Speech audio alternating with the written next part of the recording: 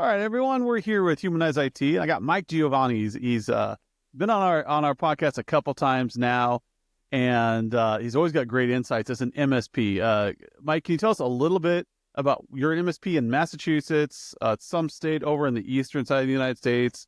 I think you're close to Florida. I'm Nebraskan, so what do I know? I Tell us a don't little know, bit Adam. about I your think company, it's and closer to let's get California. into the topic of how you're talking to clients and succeeding, not just by using a better tool, but having better conversations. So tell me a bit about your company, and let's kick this off on how you're having better conversations. Sure, Adam. First, we're in Massachusetts, which I think is closer to California than any other state, just in mindset. They're trying to be like a little California here. So we've been in this silly game of IT realistically since 1988. Started out the company fresh out of the Coast Guard, where I did crypto. I was a crypto technician. So real foundation is in cybersecurity or back then, information security, operational security, communication security. And, I've been at this for a couple of years, let's just say. And I love it. I love what I do. And I've got clients, believe it or not, that have been with me for over 30 years. Now, of course, this is a double-edged sword because they're starting to retire. And so that, of course, for any MSP is, a fear factor because now you have to replace that MRR. But the beautiful thing about that is I have a lot of depth in having those conversations. And, my background in understanding business is not an inch deep. And we were just talking about that before we started the podcast, about having things that are an inch deep. And I look out at a lot of my peers in this industry, and they don't have the kind of conversations that are of any interest to a business owner. And when I've walked into new engagements, prospects, and I start asking them about their business goals, and I start asking them about their fears, what risk they feel that they have, what they perceive as their biggest risks and threats. I love Skip's questions. What's your biggest money maker and what's the biggest risk to that? And I ask them those kinds of questions, and they look at me like I've got 2 extra heads coming off my shoulder because they've never had an MSP or a tech solution provider ever asking those kind of questions. It's always more about what can I sell you today that will, help my bank account. And that's, I think, where the success comes in having those kinds of conversations. I have to think that's why I've kept so many of my client relationships well over, 20, 25, 30 years, just by being concerned about their business. What do they say? They're not going to care about you until they know that you care about them. Correct. Yeah, and you've been messaging us this week about just some successful conversations you had. And this is the end of the year, right? And full transparency to everybody listening, I completely messed up on my podcast. Usually I have 6 deep, and I realized I had nothing to record and convert on this Friday. I'm like, Mike's been having some really great conversations via email here. Let's get him on because he's killing it for his end of the year. And he's using our tool, but more importantly, he could be doing this without the tool. If you're listening to this as an MSP, you're not using our product, that's fine. But listen to Mike's advice here. Why is this working for him? It's not about the tools you have. It's about the relationship you're building. Can you help this client succeed in their business model, not just in their technical model? So, Mike, tell us a little bit. You said you had 5 meetings this week. So tell us about those meetings. Yeah, so I have. And it's unfortunately, it's been one of those things. And give me just a second, Adam. I want to make sure that my phone is on Do Not Disturb. I love my wife, but she will call us right in the middle of this meeting, I'm sure. Yours too? Yes. Andrea, I know you're listening. See, it's not just me. No, it's not. So anyhow, yeah, the challenge I've had this year, really, a lot of clients have not wanted to talk to us. Between the economy and the uncertainty with the election, and nobody knows what's going to happen, getting them to the table has been a challenge. Yeah. And in the last few weeks, my right-hand man, John, and I have just been hammering on clients to get to the table and have the conversation before the end of the year. And so we had five scheduled meetings, and then I had a sixth meeting that happened yesterday, and I haven't even told you about. That was just me calling on a client who is coming up for their Microsoft 365 renewal, and they haven't paid the bill yet.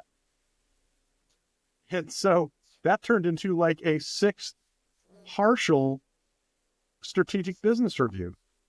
And so here's what's unfolded. The long and short of it is, so John has been going through and updating all of the reports in the tool. And that's helped me, not have to focus on that piece. I've been digging in and looking at, all right, where are my clients at? What are we missing? Looking at some of the reports out of our RMM and PSA tools and just getting a sense of what's going on. And then knowing the client and knowing what they have and what they don't have, looking at the current, risk and threat landscape and determining, okay, how do I approach this conversation where it's going to get their interest quickly? One of my favorite questions to ask, especially with my older clients, the ones who are getting close to that retirement, is, what's your exit strategy? And, I've had so many people just look at me. I don't need an exit strategy. What are you going to retire? You're getting close. Are you thinking about that? Are you thinking ahead? So right now we're in the process. We've got two of our long-term clients, one that we've had for 34 years, another for around 30, that are at the point where they're deciding to, retire or merge off portions of their business with other providers. And, they've run a good race, but now these guys are, well into their 70s and 80s, and they're ready.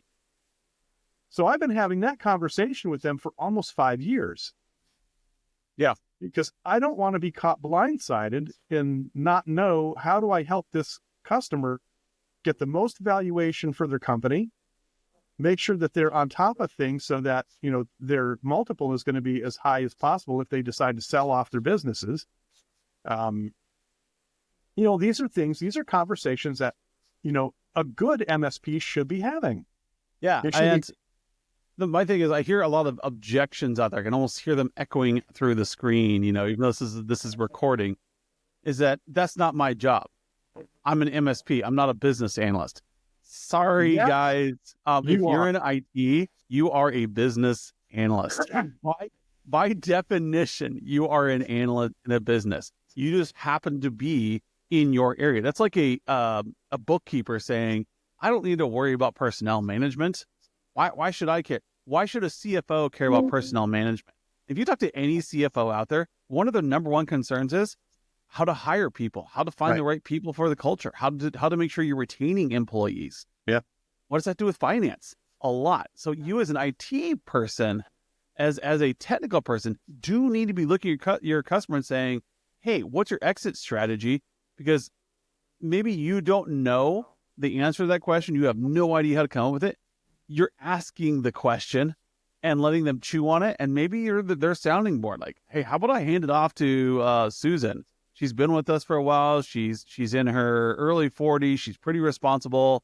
I'm sure we could do some kind of buyout process. And you'd be like, yeah, I love working with Susan. Here's technology-wise, here's what we need to do to prep for that kind of transition of people. And hey, here's what I've done in my own company. So you don't have to have the answers, but you should be asking the questions. Absolutely. Yeah. And now, of course, with the number of years that I've been at this, I've got a lot of the answers too, because I've worked with so many businesses at various stages in their existence. And I've been a student of that for decades. And it's sad to think that my peers in the MSP space are not paying attention to that, and they're not learning from those engagements and how that they can help their clients. Now, I'm a I guess you could call an acolyte of Darren Hardy, the success coach. And one of the things that he points out, and this is not new information, this is very common information. When you are looking at walking into an engagement like this, your goal as the MSP needs to be very simple. Get them what they want. That's it. Simple, short, simple. Get them what they want, because in getting them what they want, you will get what you want. Yeah. It's a law of reciprocity. Yeah. When you're not selling, but you're helping enable a company to reach their goals, like, hey, let's start. You don't have to think about ROI. Hey, you're trying to get salespeople out at events more often. What's keeping them from getting there? Well, we're not making enough money to sell them, to get them to the events. Okay. What if we could make it cheaper for you to attend events? Maybe there's a technology we can use. Maybe we can do some SEO and help you become more present at those. Oh, how do you do that? Like, well, I know about this great tool called SEMrush, which will help you get up on the website. So when the event's running, you're making sure that you're booking virtual meetings. Right. And so let's look for those opportunities and helping your customer. Now they're buying licenses from you. Now they're saying, hey, let's get a streaming studio set up. Hey, let's buy more licenses of Zoom or whatever it is you're selling. And you can start helping them get to these nicer setups. Oh, you're going to use OBS? Let's go ahead and get you a more powerful GPU and get your system upgraded. And this little live stream workshop I'm going to run, it's going to cost about $1,000, but I'll teach all of your sales staff how to live stream with OBS and with a nice little setup so they can actually do presentations virtually rather than having to go to conferences or go to sales events all the time. Right. And so that's not me selling things. That's me finding a solution to a problem the company's having. And I say, hey, look, it's going to cost, $3,000 to get this in place, but you're going to be able to do 15 more events this year. Is that worth it to you? And I'll say, yeah. Versus, hey, I need to sell you a nicer laptop because Bob likes to be online a lot. That's not going to sell anything. No. No, but the simple fact is, when you start to really listen to what it is that they're trying to accomplish, and maybe you have some insight into a facet of what they're trying to do and can offer a solution. I'm a big fan of the whole story brand concept. Okay. Yep. And a lot of people don't quite grasp that, but it puts the customer as the hero. Correct. And it puts the MSP or the person selling as the trusted advisor, the guide, who has a solution, and then there's an end result that could go one of two ways. If you use the recommended solution, it's going to be sunshine and butterflies, or in your case, unicorns. And if you don't take that path, it's not going to look so good. It's not going to be as pretty or as clean if, it doesn't just blow up in your face entirely. And by telling that story and bringing that person along in that story where they really are engaging with you and providing their fears and their concerns and telling you about their pain points, well, now if you have the right direction, you draw them into the story with you, you show them, here's how it could look, you're more than likely going to get a more positive response. Now, to put it in context with these meetings that I've had this week, preparation is key. Like anything, if you fail a plan, you plan to fail. And so going through all of the reports and going through everything ahead of the meetings is important. You have to know what there is happening in that environment before you really talk to them. But by knowing that and then asking the right questions and listening more than you talk, I have a problem with that.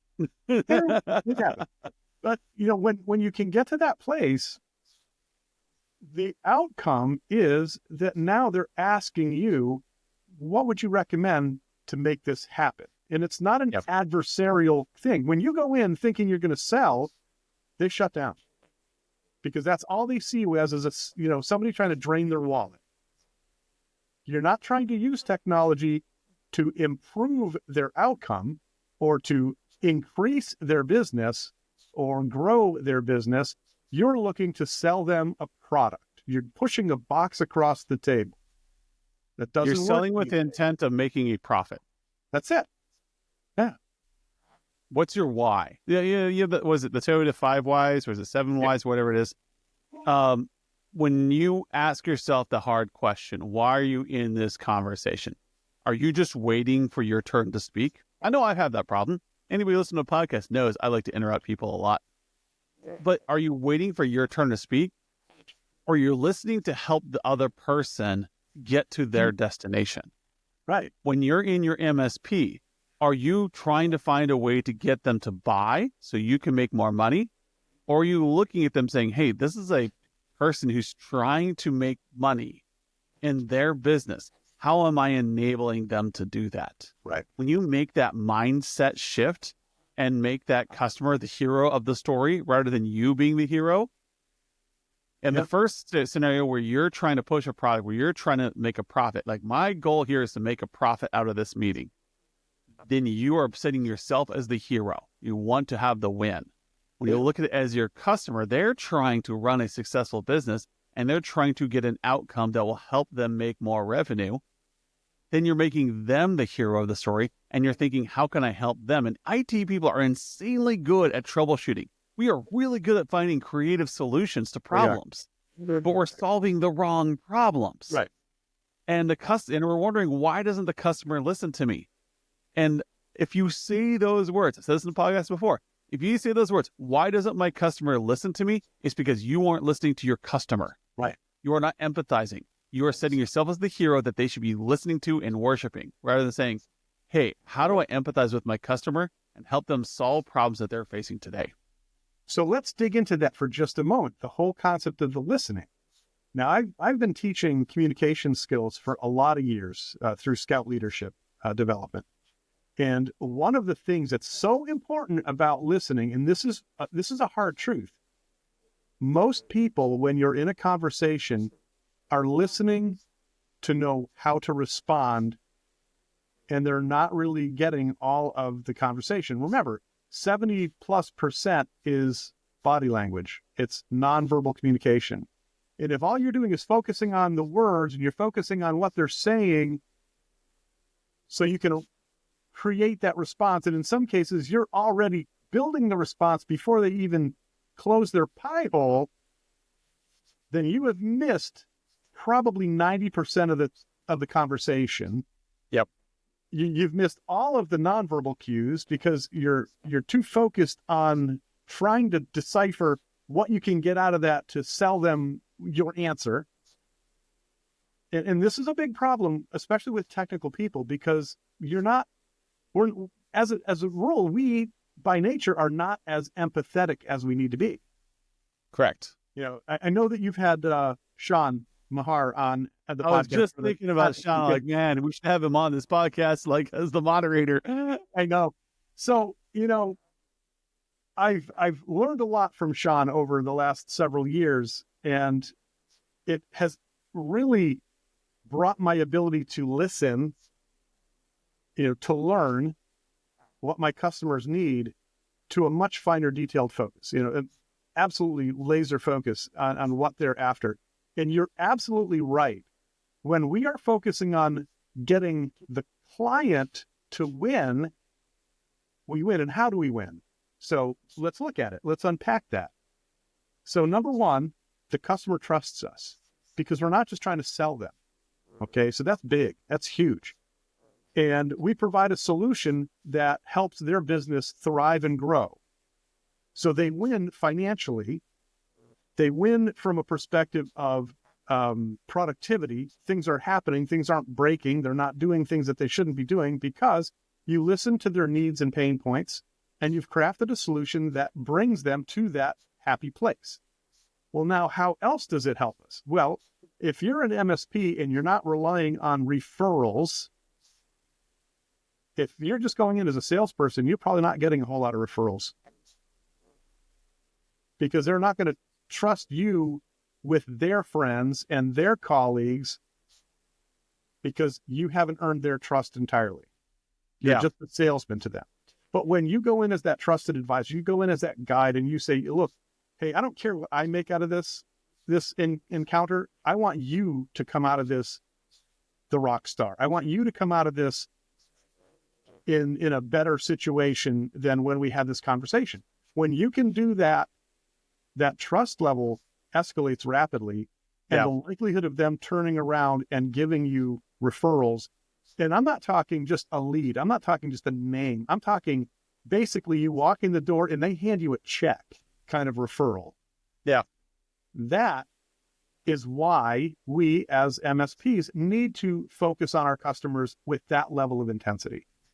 If all of us did that, if all of us played by that same thing, there would not be so much churn. Yeah. And that's what I try to do in this world is like one of our top core values in the company is leave it better than you found it, right? You should walk in this door. And if you think I'm going to clean up these cables and that's going to be it, that's going to be my contribution business, they're never going to know what you did. But if you walk in there and you say, hey, I know I'm just, in the past, you've dealt with technical people and we're just here to fix firewalls and PCs. I want you to stop there. PCs are just a tool that we use to run our businesses. And there's a famous, if you want to quote somebody famous, Dijkstra, one of my favorite people to quote is computer scientists know more about computers than astronomy is about telescopes. When you start seeing your world that way in IT, you're going to get it. And then those clients, just like Mike said, those clients are going to refer you not because you're an IT person, but because you're a partner that helped them grow. When I was helping schools, they referred me not because I was a smart, hyper-connected person in the IT world. It was because I listened to their problems and I came up with innovative solutions that allowed them to serve their students better and help them grow their schools and improve the quality of life for all of their teachers.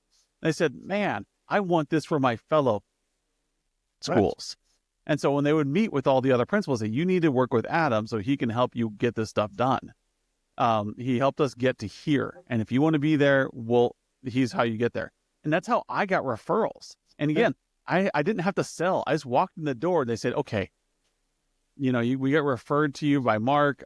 We see what you did at their school. How do we get there? You don't have a lot of money. Like, okay, let's talk this through. Let's see how we can help.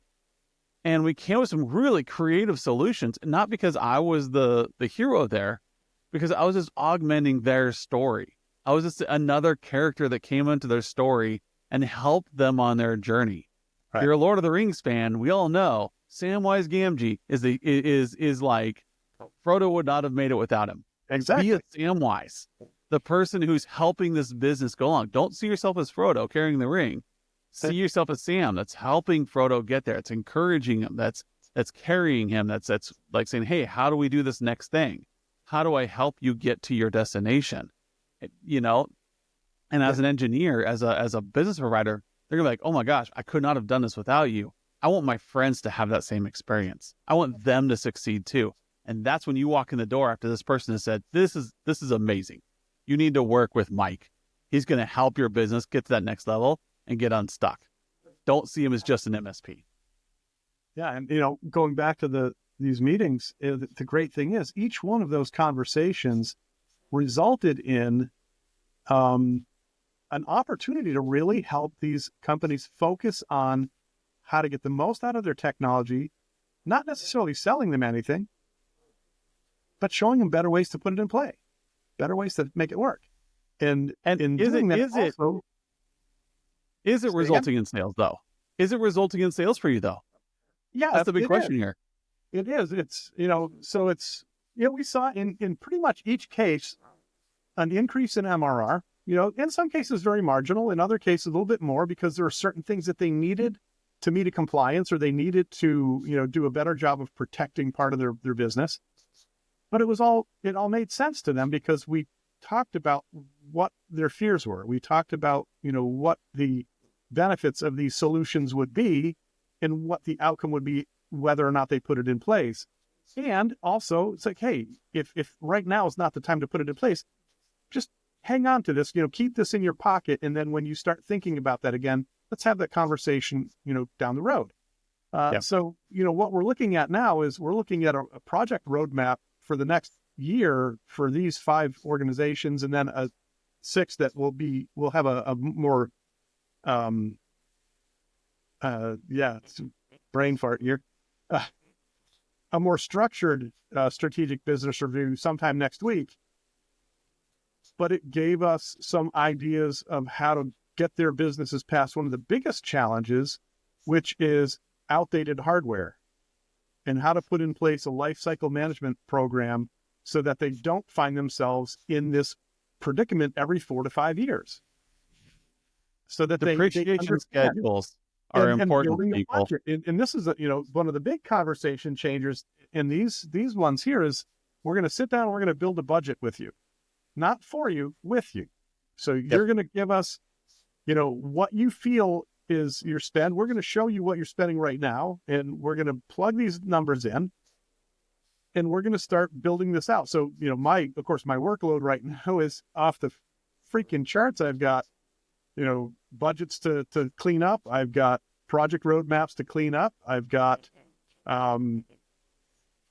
quotes and proposals to put out. But, I would have to say that each of these engagements, and now let's put it in context. A lot of my customers that I'm working with right now, they're micro businesses, 5 and under.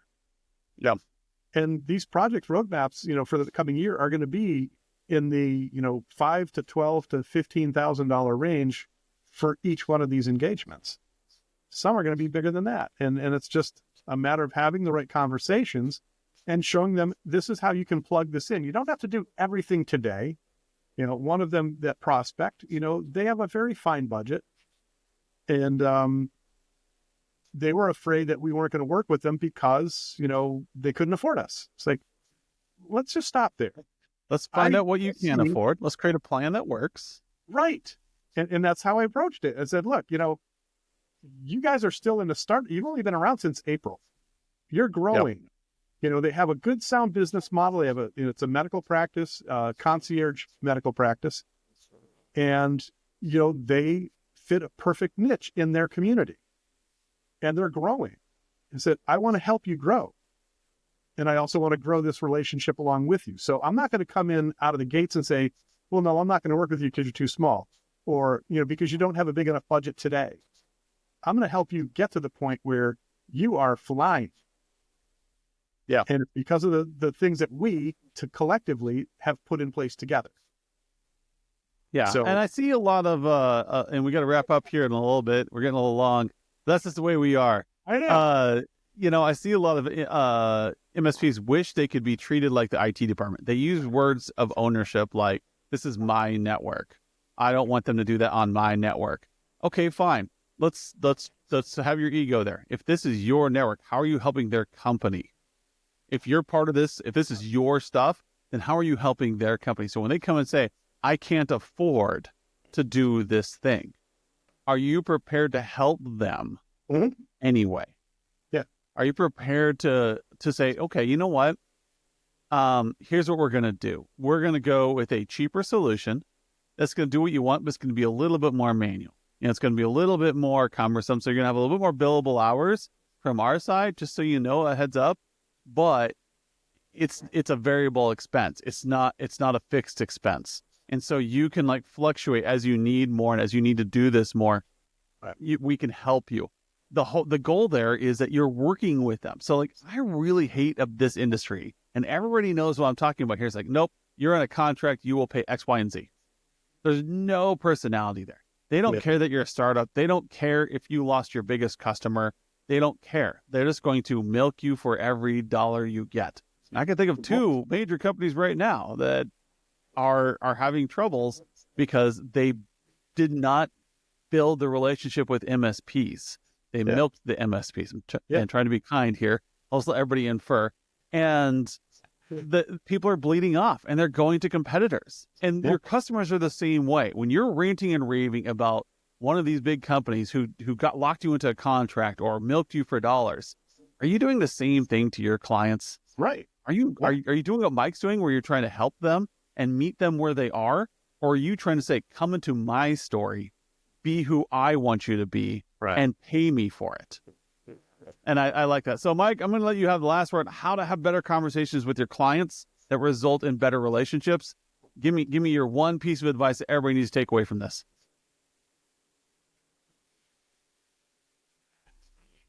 Well, let's see. Sierra Tango uniform. No, Sierra Tango Foxtrot uniform. Shut the frick up. Listen. Listen. God gave you 2 ears and 1 mouth. Use them proportionally. And I say, listen with the intent of helping, not with the intent of responding. That's right. So, and Preach. that is great. And here's how I can help you. Here's how we're going to get through this together. Thank you, Mike, for coming on. We should just set up a regular time for you to come on, because happy to. It's great to talk to MSPs. It's great to talk to just you in general, is talking about like how you're succeeding and how you're having better relationships. I think a lot of MSPs need to hear about this. So we'll try to get you on more often. Thanks, Mike. Actually, those small MSPs that, feel like the weight of the world's against them, that the big guys are eating their lunch. Yep. Do it right. You're not going to lose your clients. Definitely. Thank you. Thanks for having me.